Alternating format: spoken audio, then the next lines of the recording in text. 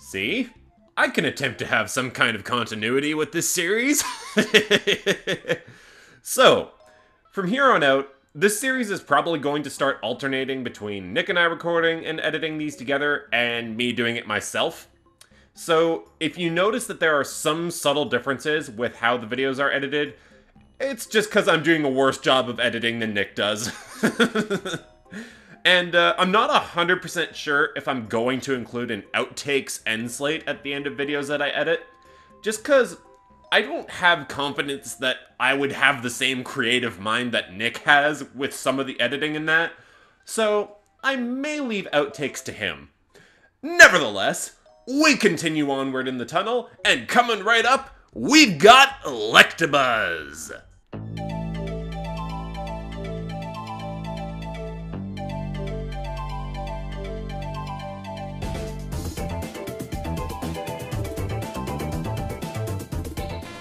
You know, I gotta say, there are not many other things in this game that I enjoy more than starting my journey in the tunnel and zooming ahead to the entrance of the first room and pesterballing this Electabuzz like crazy.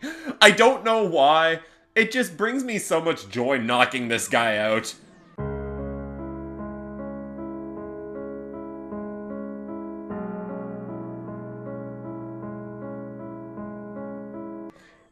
By the way, this Electabuzz isn't the one you're going for. Now, there are two other Electabuzz in the level, both of them being in this room here.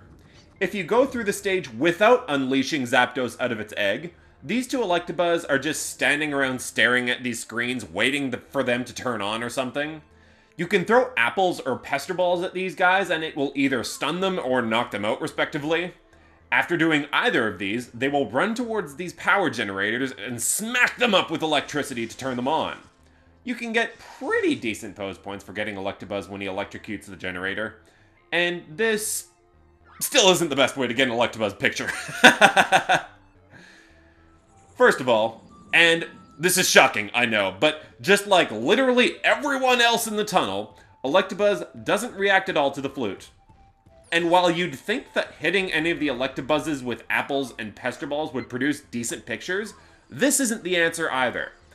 The answer lies with first unleashing Zapdos out of its egg, which you do by luring the Pikachu here towards the egg and then playing your flute when Pikachu's close enough. After Zapdos hatches and powers up the big generator in this room, when you zoom ahead to the next room with the two Electabuzzes in it, you'll see that the screens are powered up now, and the Electabuzzes are now just walking around in this little area here.